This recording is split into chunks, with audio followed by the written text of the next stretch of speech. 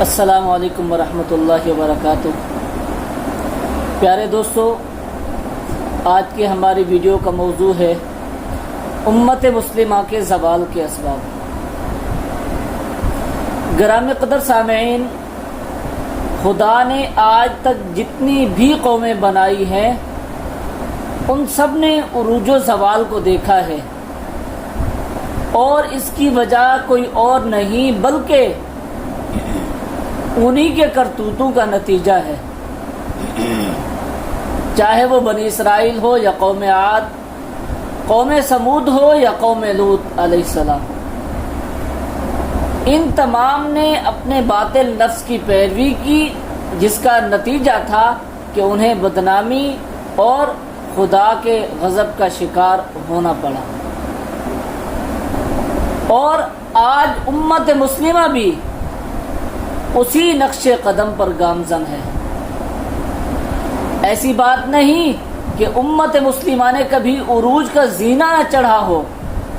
بلکہ ابتدائی دور سے وہ عروج پر تھی، جس نے ایسے ماہر شخصیات کو جنم دیا جنہوں نے اپنے میدان کار میں نمایاں کارنامے انجام دیے۔ نہ صرف یہ بلکہ دنیا کو ایک نئی راہ دکھائی، جس کی ابتدا نبی کریم صلی اللہ علیہ وسلم نے کی تھی، جن کے بارے میں کہا گیا دنیا نے جینا سیکھا اس امی صلی اللہ علیہ وسلم کے اصولوں سے، کہ جن کے اخلاق کریمہ کو اختیار کر کے کئی حیوان صفت لوگ دنیا کو امن کے ساتھ یکجہتی کے ساتھ چلانے والے حکمران بن گئے، جنہوں نے جس میدان میں اپنا قدم رکھا وہاں پر ایسے کارنامے سر انجام دیے جن کی مثالیں تاریخ آج تک دینے سے قاصر ہے۔ ماہر فلکیات ہوں، ماہر کیمیا ہوں، ماہر نفسیات ہوں، کئی ساری مثالیں ہیں جو مسلمانوں کے عروج کی داستان بیان کرتی ہیں، لیکن افسوس آج انہی ایجادات کو مغربی ممالک نے اختیار کر کے مسلمانوں کے خلاف استعمال کرنا شروع کر دیا۔ عزیزان من، یہ کہنا تو بڑا مشکل ہوگا کہ مسلمانوں کے زوال کا دور کب سے شروع ہوا، لیکن میں اب وہ اسباب چند بیان کرنے جا رہا ہوں جس کی وجہ سے آج امت وسطیٰ کہلانے والی قوم ذلت، رسوائی اور پسماندگی کے شکار ہے۔ پیارے دوستو، آئیے اب آپ کو وہ اسباب عرض کرنے لگا ہوں جو امت مسلمہ کو جھنجھوڑ کر یہ کہہ رہے ہیں، تھے تو وہ بھی تمہارے آبا مگر تم کیا ہو،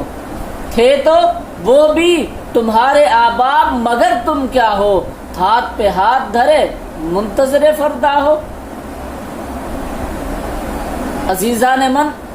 سب سے پہلا سبب جو امت مسلمہ کی زبوں حالی اور امت مسلمہ کی قسم پرسی کا باعث ہے تو وہ ہے قرآن مجید سے دوری۔ یہ سبب انتہائی غور و فکر کرنے والا ہے اور سب سے اہم ہے کہ آج امت مسلمہ نے اس نعمت کو فراموش کر دیا جو کتاب ہدایت کے طور پر نازل ہوئی تھی، جس کی شروعات میں ارشاد ہوا ہدی للناس، کہ یہ کتاب تمام روئے زمین پر رہنے والے انسانوں کو ہدایت دینے والی ہے، سیدھا راستہ دکھانے والی ہے۔ لیکن مسلمانوں نے اس احسان کا بدلہ ایسا دیا کہ آج قرآن مجید طاقوں کی زینت بنا ہوا ہے، جس کو پڑھنا اتنا مشکل بنا دیا گیا ہے کہ عام مسلمان اس کے پڑھنے سے تو دور اس کو علماء کی جاگیر سمجھتا ہے کہ صرف علماء ہی یہ کام کریں گے، جس کا نقصان آج عموماً ہر ایک مسلمان کو اٹھانا پڑ رہا ہے۔ نمبر 2، دین کے اصولوں سے انحراف۔ امت نے دین کی اصل کو ذہنوں سے خارج کر دیا اور دوسری شکست خوردہ اقوام کی طرح اپنی مطلب اور سہل کے احکامات کا تعارف کر دیا، اور خیر امت اور امتوں وسطیٰ کی ذمہ داریوں کو یکسر مسرت کر دیا، جس کا نتیجہ ہے کہ جو دین زندگی کے ہر شعبے کے لیے مکمل نظام حیات بن کر آیا تھا، وہ صرف مسجد کی چار دیواری میں قید ہو کر رہ گیا ہے۔ نمبر 3، فرقہ بندیاں، گروہ بندیاں،